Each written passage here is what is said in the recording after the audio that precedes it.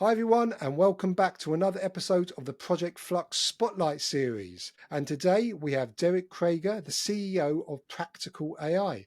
Welcome to the show, Derek. Well, thank you, James. Thank you, Yoshi. It's a pleasure to be here. I thank you for the invite. Absolutely our pleasure. Do you want to start just by telling people what you do and what Practical AI does? Yes, certainly.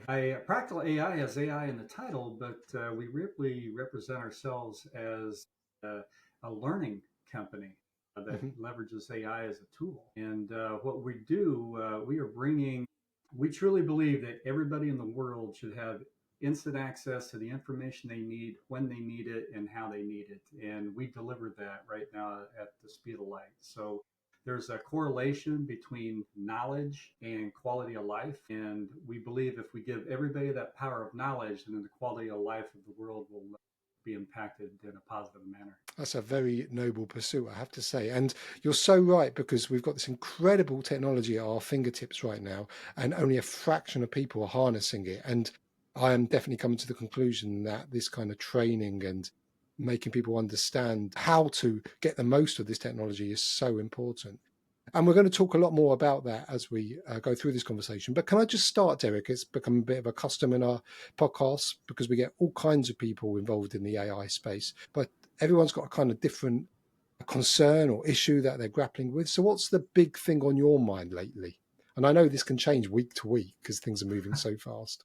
Well, AI related, I think the big thing is that the front runners see AI as a solve for everything, and it's not the solve for everything. It's Mm, there's too many companies out there that are identifying a solution before they identify a problem. And I'm one of those fans of Occam's razor. You know, let's start with simplicity mm, in mind. So if you have a problem, find the simplest answer for it. If it's AI, fantastic, embrace it.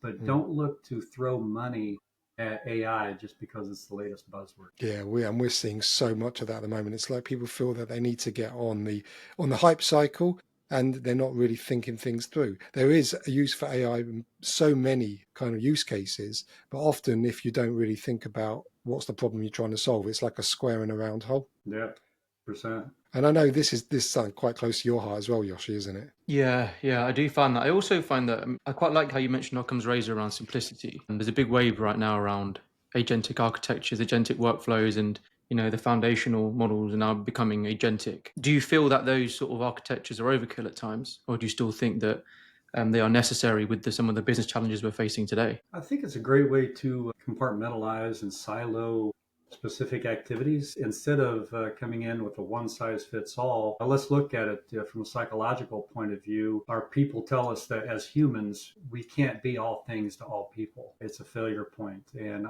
I think the same thing is true in the tools that we use, and AI certainly falls underneath that umbrella. What was there a moment that you kind of said to yourself, this is the technology that's going to have a big impact. I've got to do something within this space. Because we didn't really touch on what your career was before you built Practical AI, but what made you decide to move in this direction? Well, a couple things, James. My background, I grew up blue collar. I Hmm. worked in automotive manufacturing, industrial engineering for a while, engineering, process engineer, and then learning realm Hmm. at the different companies I've been at. And I'm old enough here that I was around when the internet started. And the Yeah. internet, it's a great technological tool that was had its doors open to the public in 1989, and I was online and by 1990 selling products around the world. I Wow. was I Early was adopter. so I was so closed-minded, get this, that I closed my doors in 93 because I thought I'd saturated the market. But it's But hard to know where the peak is, isn't it? I mean,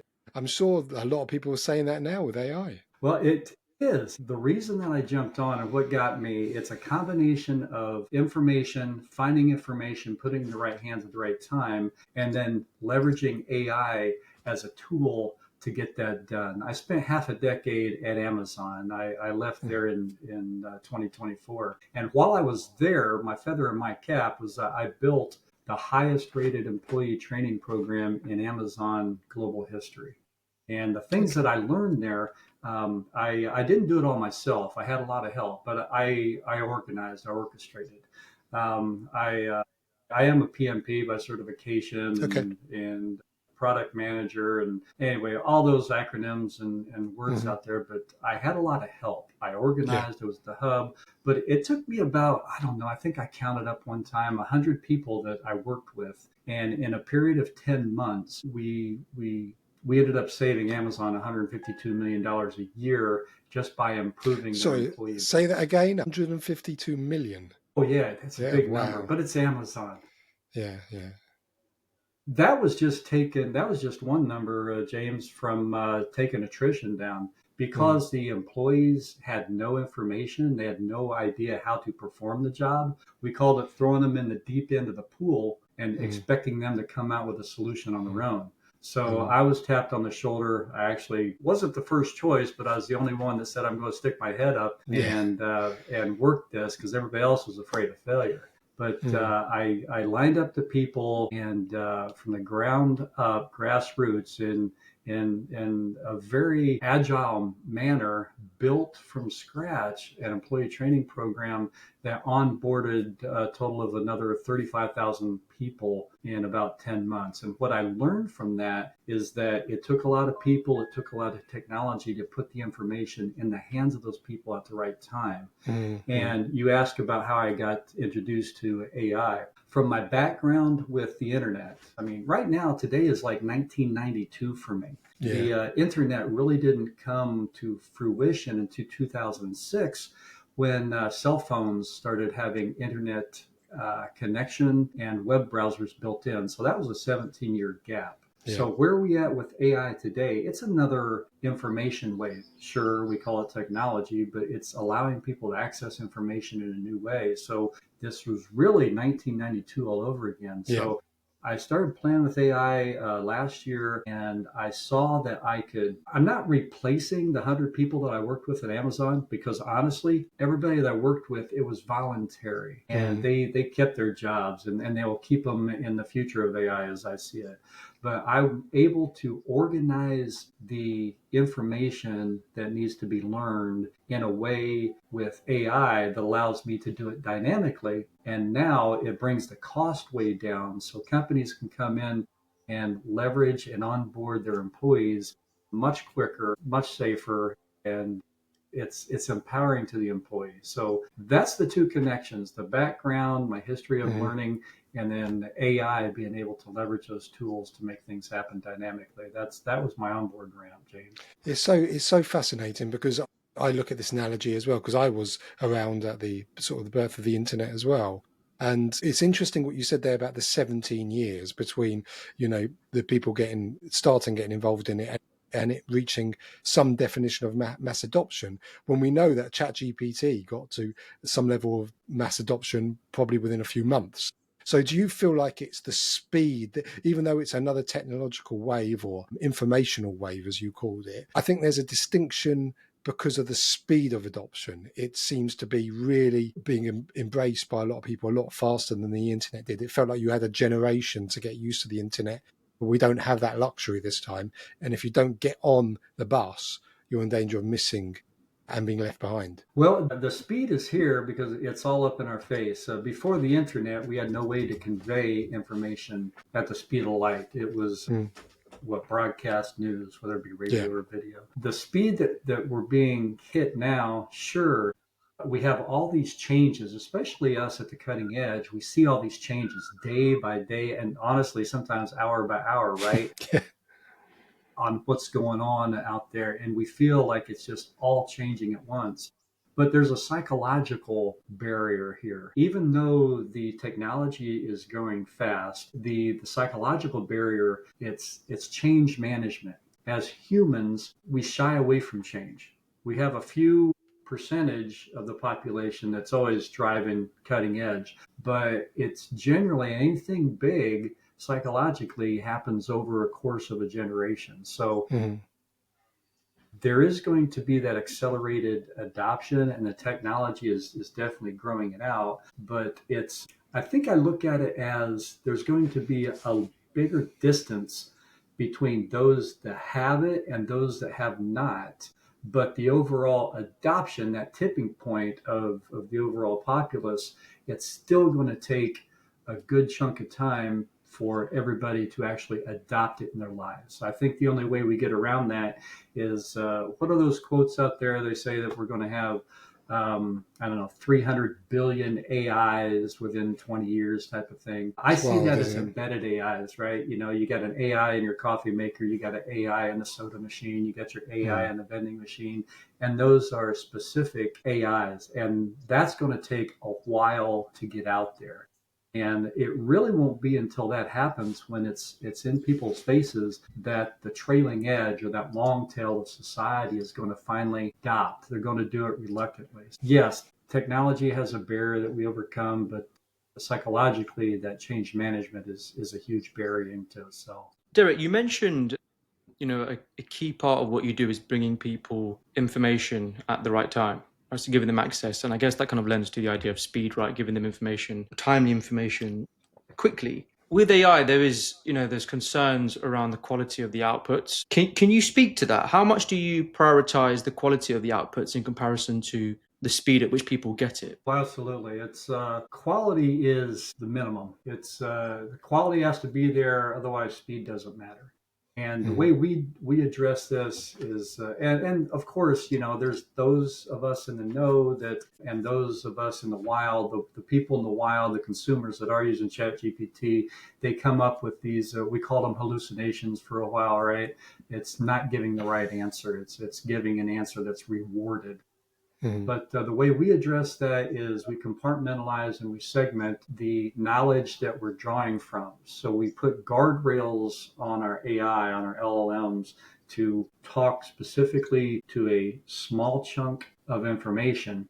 And what we do there, we reduce the chance for error and we increase the quality of the response. And when you have a much smaller knowledge base to draw from, your latency stays low, and the meaning of the conversation, whatever the conversation is, we address things like employee onboarding and teaching people how to diagnose motor and motor control faults, or the white collar jobs as well. But whatever the question is, it sounds like it's a human interacting with another human. And there was an interesting statistic, or I don't know the statistic, it's some numbers that were out there back when IBM was huge, right? A couple decades ago in AI, and they had Big Blue taking on Gary Kasparov in chess. That's right. Yeah, you know how that was a big milestone, wasn't it?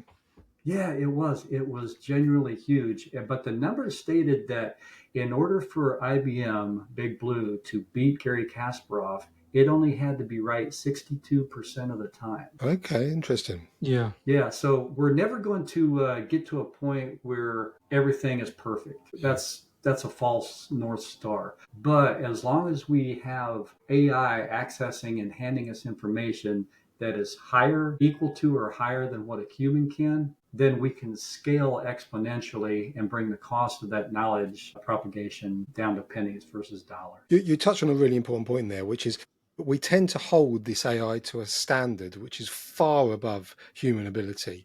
And then when it doesn't perform, for whatever reason, there's a hallucination, we tend to chuck the baby out with the bathwater and say, well, it's all useless then. When you're absolutely right.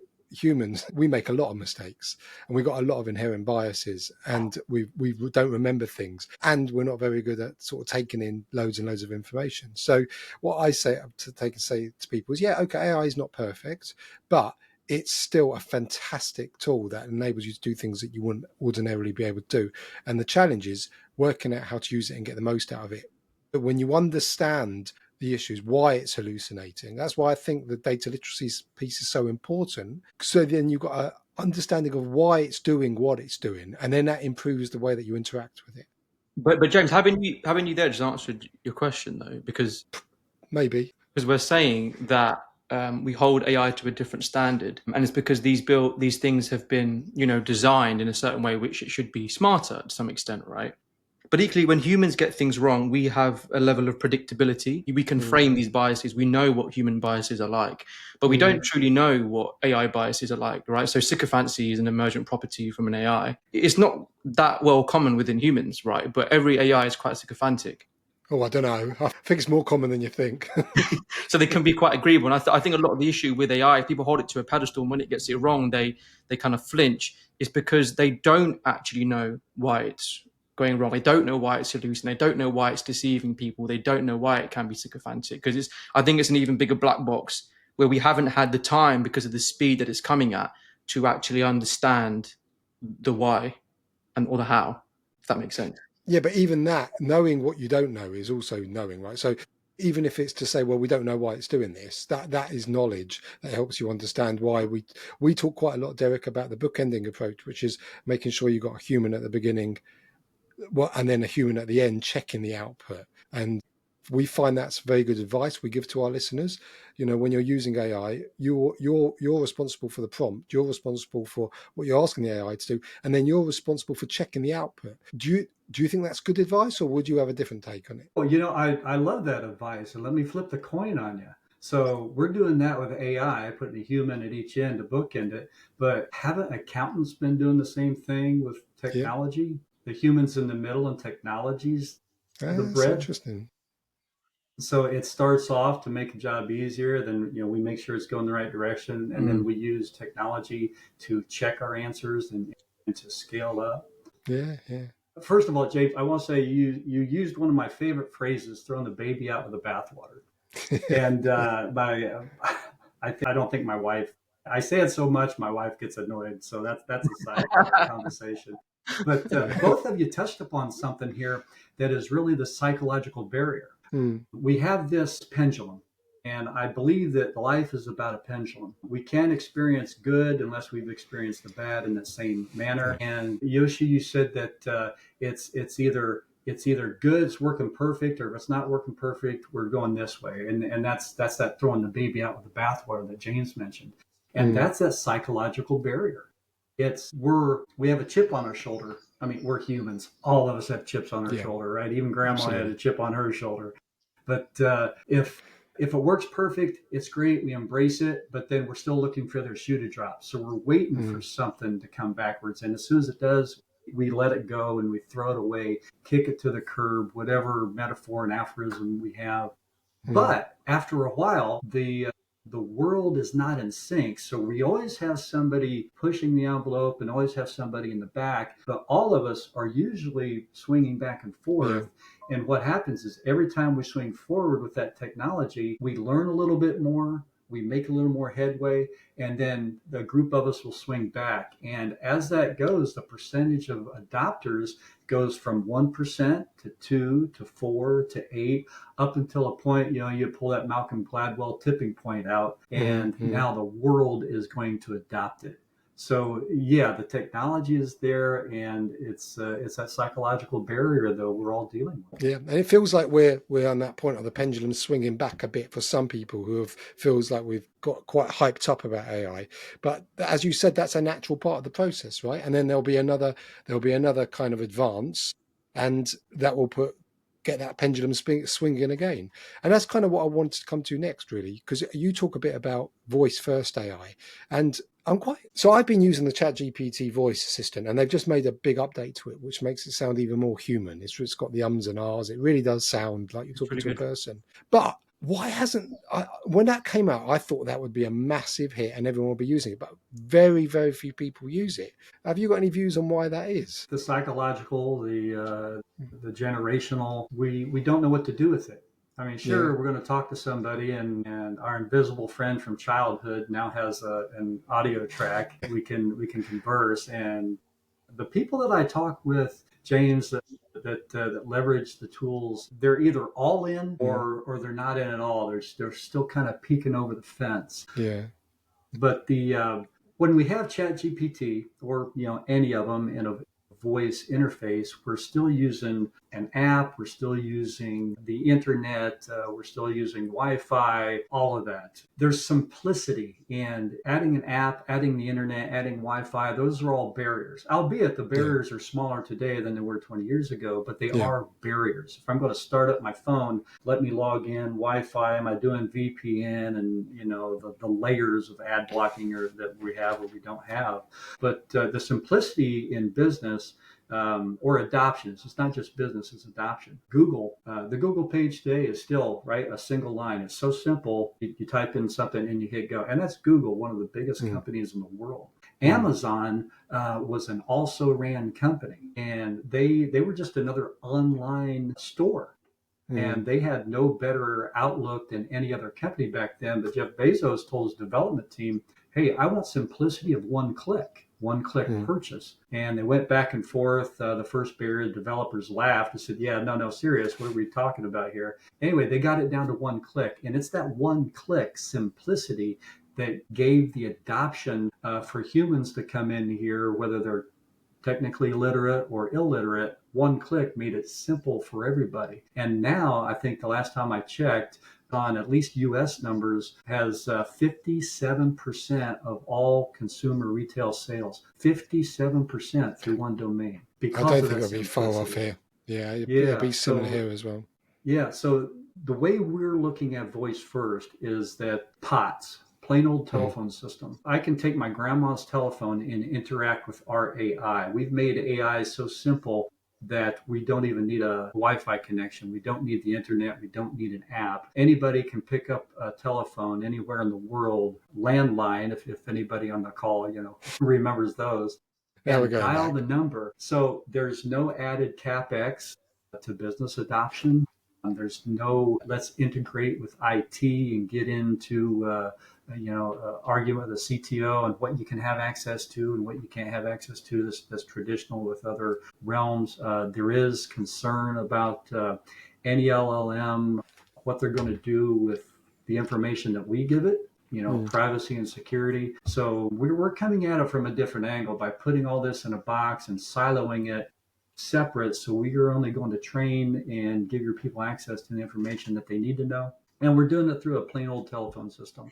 That way we're adding that layer of simplicity. So on that, Derek, so the form factor is, a telephone system, and it provides information on how to onboard and all these different operational elements of a business. Now, in that telephone call, how many people can you have in the call? Is it a one-to-one with the AI, or is it multiple people? Yeah, back in the day, we used to say one size fits all, but today it's one size fits one. And that's a realm on teaching as well as the neurodiverse community and the HR realm. So yeah, it's scalable. So we could have 100 people in their own conversations, but it's a one-on-one conversation. So you don't have that split up of, let's say if you're onboarding the old way with one person training 10 people, they only get to spend 1 out of every 10 minutes with that one person. And if half of that's exchange, and that's only 30 seconds, each person gets every 10 minutes to converse with the trainer. With our system, it's a telephone call. It's got your Bluetooth headset on. You get to have your hands and either with a wrench and turning tools, or at a computer, or opening books and walking down halls. And you can talk to somebody like a human. So it's scalable, Yoshi, but it is one-to-one because that's the way that people learn best. The question I was going to ask, kind of going back to James's question around why do we think that voice AI is struggling in comparison to the visual form factor? And I think when I speak to ChatGPT, you have to have a continuous stream of words, otherwise it will start replying. And that gap, and sometimes you're like, I've got to keep thinking, I've got to keep talking. And sometimes when you want to pause and you want to think on something, well, you can't, because if you stop, the AI is going to start speaking. So there's a latency issue. And I guess some people, especially if you're doing knowledge work, right? So you're doing a lot and you've got to hold a lot in your mind, you kind of lose where you are, and then it starts speaking. Then you say, oh, let me finish. And I'll let you finish. And then obviously at that point, the context then diminishes. If you compound that with the fact that I don't think it has access to the internet on some of these, on ChatGPT, for instance, I think that's what's causing the issue for people, for me anyway. Yeah, that's a good point. I hadn't thought of that, because it can't, that's the problem of not being able to see your face, because when you're talking to somebody and they stop, whether they want you to respond by the look on their face, or whether they're thinking, because you'll see that, often our eyes go upwards when we're thinking. So you'd get that cue to know, okay, I need to give this person space. So that's where it's not quite there yet. But you raised a really important point. Because psychologically, they say 7 seconds. They say, when you finish speaking, have a 7-second pause so someone can bring in and think about the thing. Now with AI, because it doesn't have a cognitive block, or a mental lag like humans do, it jumps in straight away because they prioritize latency. Yeah, it's you're both right. I agree with both of you there, and that's one of the things that we address. And let me step back from this later a minute and say that I'm 58. At age 50, I was diagnosed autistic, ADHD, and dyslexic. Before I was 50, I just thought I was stupid. Well, I had my own challenges, but in life, people that I associated with, they would do the same thing to me. So I look at AI as artificial intelligence, but I also use the label AI, the acronym, as autistic individual. Oh, wow. Okay. Today we use neurodiversity to kind of cover all bases. But everything that you just shared there, Yoshi, about talking over somebody or not waiting long enough or waiting too long, that's my experience. And every one of my people that are out there that speak differently, we've always been talked over. We haven't been heard. We don't know how to socialize. And isn't that what AI is doing? AI doesn't know how to socialize yet, but that it's the same thing. I think today, even the hallucinations, I'm going to tell you this, even the hallucinations, for someone that's autistic, we just spit out the most common answer based upon the words that are to the question that's asked of us. And when it's that intent versus impact, somebody is asking probably, let's say, a loaded question or a socially different question, and we answer based upon the words, and the answer doesn't match their expectations. So now we're the weird one. But that's the same thing that AI does today, right? There's even a whole, for a year or two, right? We even had prompt engineering as a career path. Yeah, How that was your words. And I just wish prompt engineers were around when I was a kid, and they could have asked me the questions in the right way. Yeah, it's so interesting. I mean, you raised, we did want to move on to the whole kind of neurodiversity and what that means. How do you think your kind of neurodivergent perspective has helped you see opportunities others might miss? Because I'm very aware of this. My son has got ADHD, and I've noticed how he is using AI to help him in ways that wouldn't have been possible even 18 months ago. So I'm just wondering if you see opportunities others might miss because of your own perspective. You familiar with the 6 blind men and the elephant? No, I don't think.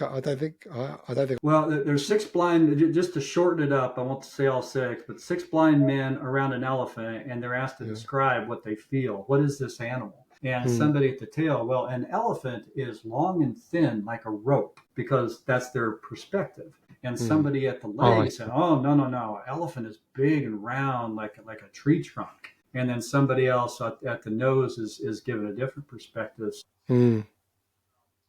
Those of us that are different in the mindset, we try to empathize with all 6 sides of the elephant, with all 6 perspectives, just to try to fit in. That's the way our life has been developed. We're trying to fit in because we don't fit in.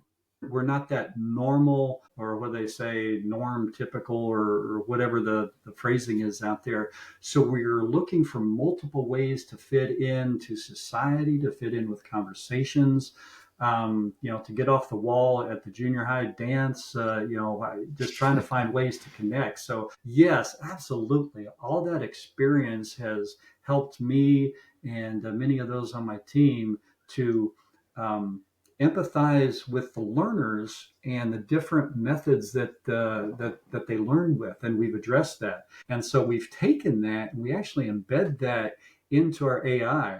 Our AI solution is 40% AI, 40% technology, 60% psychology. So those pauses, those awkwardness, we program that in to act accordingly. And so if somebody's talking to our AI over the telephone, plain old telephone system, and they're listening to the AI speak and they start to interrupt, well, our AI will pause and give time for that person to speak. And then if there's a delay, then it will, based on the scenario, we can have it respond sooner or later. For example, if it's something that is technical on a how-to, the banter goes back and forth, just like we are here in this conversation. Yeah. But we also have an HR solution to work with the neurodiverse.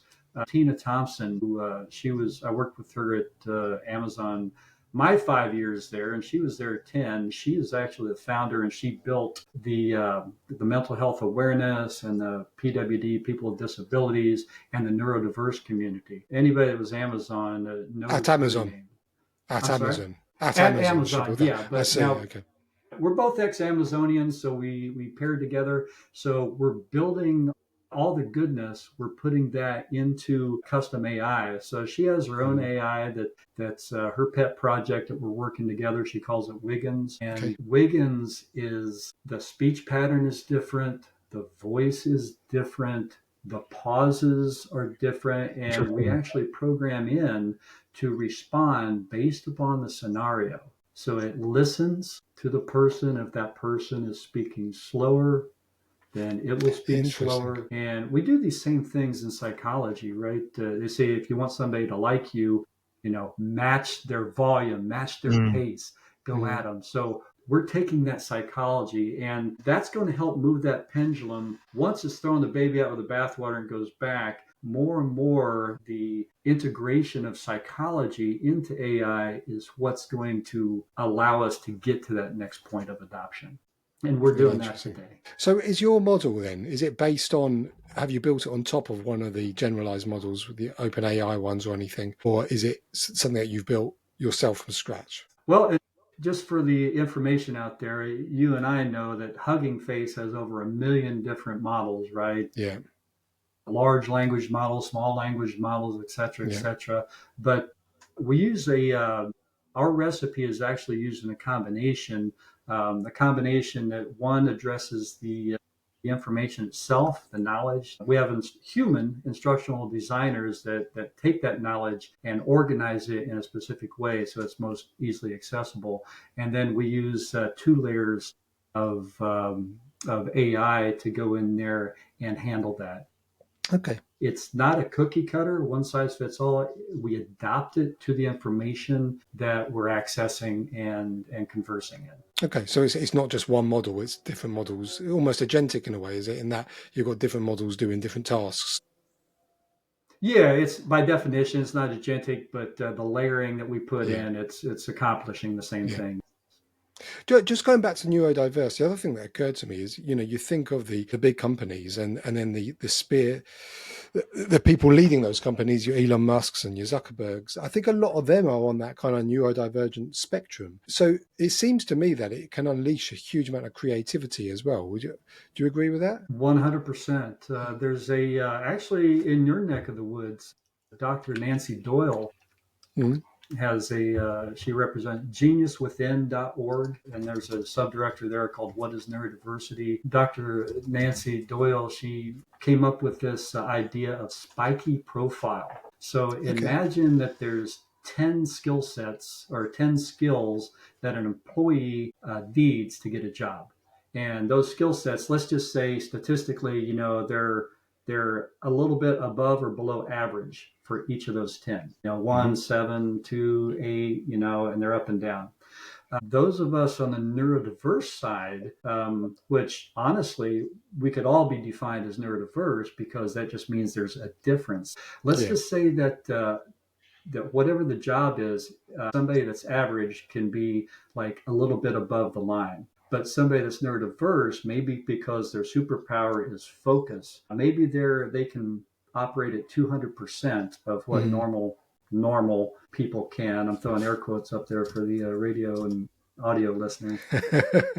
But they can accomplish and do, but their interaction socially might be a negative 100%. Yeah. So they imagine a scenario where they create something cool and it's just, it's going to save the company. Hey, come present this to our C-suite, to our CEO, to our investors. And then they go in there and they freeze and they can't convey their genius because they lack that communication or socializing skill. And that's the reason that we get fired is because of things we can't do, not the things we can do. And that's a big difference. We need to overlook the things that we can't do and leverage those things that we can do at an exceptional point. And those companies for example, my supervisor at Amazon, she has autistic children herself, and even though she was 4 years younger than me, she treated me like I was her child, and she leveraged and let me go on the things I did well at,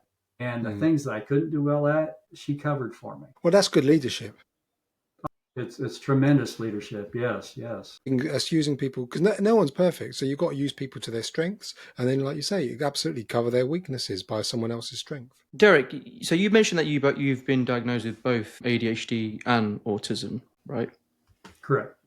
Can you distinguish the differences in the impact on each of those parts of yourself? Because of ADHD, I'm assuming, there's so much you can do with AI. I mean, you can go in so many different topics. You can condition the AI to reply to you in a certain way, but then equally, it's hard to kind of hold memory, right, and hold your attention. Can you speak to the differences between those in terms of how you feel when you engage with AI from an autist perspective, but also from an ADHD perspective? From the autism perspective, I think the simplest understanding of somebody with autism is that we don't lie, and sometimes we're so honest that it sounds weird. So the honesty of putting information in and getting that information back, that's in sync. We feel like we are AI, honestly. On the ADHD side, that an ADHD, it's not just going off and we can't concentrate. Sometimes ADHD means that that's all we're doing is concentrating. We're focusing so deep that we're either 50,000 feet in the air, or we're down a rabbit hole, a fathom or two. And so with AI, ChatGPT has a project mode, which I love because it becomes my memory. The ADHD, Yoshi, I will want to think of something, or I want to shift gears, and I can't remember what I did a moment ago. But with the project mode in ChatGPT, I can just say, hey, that thing I did yesterday, let's talk about the top 10, whatever it is. Or remind me what in business wise, remind me what our top 10 taglines are for our product, and it will walk through. So GPT allows me to do that research in a second or two, whereas if I was doing it manually, I might have to dive in. And by the time I dive in and get the answer that I'm looking for, I'm already distracted from my goal. And now I've lost my initiative and my momentum. Yes, the momentum, isn't it? Yeah, I really look at it as a partnership, and I think AI is the second coming for those of us that can't focus or focus too much. It helps. It's better than the Adderall that the doctor prescribes. It's such a superpower, though. It is exactly that. And, this is the kind of impact we love talking about, where it has a real tangible impact on people's lives to give you something that, you might have struggled with before. And now the analogy you just gave of the project setting is absolutely brilliant. I mean, I haven't got ADHD, but I've got a terrible memory. So I use it for that. What was I thinking about? And I do the exact same thing. I've built up this memory within my projects that enables me just to dive right back into where I was. And I'm not having to sit there trying to remember what the hell I spoke about maybe a week ago, because it's there for you. So it's a huge superpower. Derek, for the last part of the podcast, we just got a kind of quick fire round, if you like. So we're just going to ask you sort of 4 or 5 questions. And if you could just, very quick answers. We've got about 3 or 4 minutes left, if that's okay. So we'll do it in turn. I'll give one question, and then Yoshi will give another question, and we'll just go through these quick fire ones, if that's okay. So number 1 is, what's something you believed about work 10 years ago that you've completely changed your mind about? Something I believed about work 10 years ago. 10 years ago, I thought that AI was going to replace humans. I mean, I'm one of those. But today, I see AI as making humans indispensable, empowering them so that there's no reason you could ever get rid of them, because the human quality we just can't overlook. What's one unpopular opinion you hold about AI? An unpopular opinion that I hold? Mm-hmm. I think that might be it.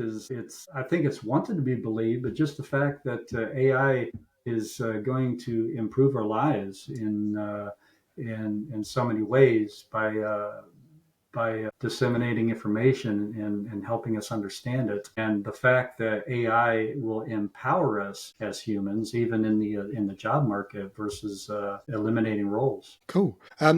this links in nicely what you said about the kind of the one click before. If you could give every frontline worker a button on their phone tomorrow, what would it do? If it's a frontline worker, it would give them the information that they need for that job. If you turn back your Wayback Machine, Henry Ford was actually on trial one time, and he was being peppered by an attorney for a newspaper that said, "You don't know anything. What's the answer to this? What's the answer to that? What's the answer to something else?" And he came back and said, "You know what? I don't need to know the answers to all those things, but if I wanted to know, I have silver buttons across my desk. I just press a button and I'm connected with somebody that has that answer." So that's what we're doing today with our practical AI and our product Pocket Mentor. Yeah. It's given that frontline worker the information they need at that specific point in time. They don't need to memorize everything. They only need the information for the time that they're using it, and then they can forget it and access it again later. That sums it up in one sentence. Brilliant answer. Derek, what's the most misunderstood thing about you? That I'm a smooth talker. Oh, yeah, well, you've demonstrated that today. Well, it's I think that I can hold my own for 5 minutes in any realm, but that's been I built that up over a matter of to use technical terms here. I have subroutines in my mind. Like if I'm going to meet somebody for the first time, look them in the eye, shake their hand, squeeze for a count of 1, count of 2, etc. But I do come off as being able to communicate, but I think that's because I can empathize with so many people out there. It's just not a natural ability. I swear to you, it is not a natural ability. It's come with a lot of tears over the years. Yeah. Well, that leads on really nicely to the last question, which is, what have you learned from failure that success could never teach you? Wow. What have I learned from failure that success could never teach me? I think the primary one in business is that my failure was believing that every employee that I hired had the same ideals and goals that I had. And that cost me it at a couple different companies I had. And it wasn't until after the fact that I was told, says, hey, just because you hire somebody, they might only want to come in and punch a clock and do their job, even do it well, but then go home. They're just not going to be above and beyond. So I need to accept that those around me aren't going to be as committed as I am. And you know what? That's okay. Not everybody's going to be an Elon Musk commitment. He just goes 24/7, 365.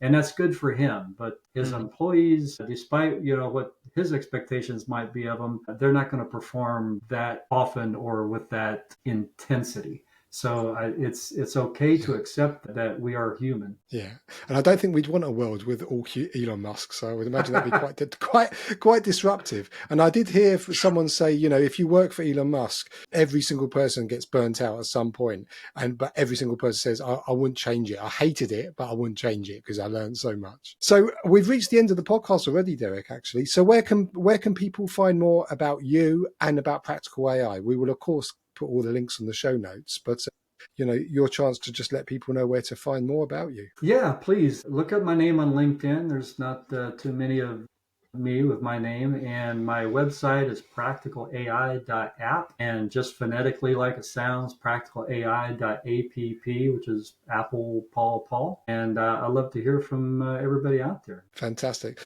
All that remains to be said is thank you so much, Derek, for coming on the show. It's been a really interesting conversation, and it's great to hear what you've been able to accomplish, and the fact that you've had that diagnosis later in life and now seeing it as some kind of a superpower, I think is incredibly empowering. And it's a conversation I'm definitely going to speak to my son about later as well. So thank you on a personal level for that. Thank you. Our time has come. James, Yoshi, thank you for the invite, and thanks to all the listeners out there. And I think if every listener just invited one more listener to your next podcast, you double your listenership and viewership. That's great advice. So every listener out there, that's your job. One more listener, please. Awesome. Thank you so much, Derek. And hopefully you'll come back on later on. We like to get return guests. So we'll stay in touch, and hopefully we'll have you on another point in the future too. Thank you. Project Flux is here. That's a wrap for today's episode. But before you go, exciting news. Project Flux is teaming up with Project Management Global to bring you the latest in AI-driven project delivery and essential management insights. Through this partnership, expect weekly AI insights, practical tools, and expert thought leadership, ensuring you stay ahead in the evolving project landscape. Stay tuned for exclusive content, joint research, and strategies to supercharge your project outcomes. You can learn more at www.pm-global.co.uk and be part of the future of project management. See you later. Project Flux is here. Just want to give a big shout out to our sponsors, Construct AI. For anyone interested in looking at Construct AI, the link's in our show notes. There's a free tier that you can play around with. Yoshi and I have been using it for a good year since it was originally launched, and we get a huge amount of value out of it. So I thoroughly encourage everyone to go onto the Construct AI site and have a play around. Cool. And guys, before we sign off, please don't forget to share, follow, and like all of our stuff. So that helps us to engage with you and understand a bit more about what you want so we can bring it to your doorstep as early as possible. See you later, everyone.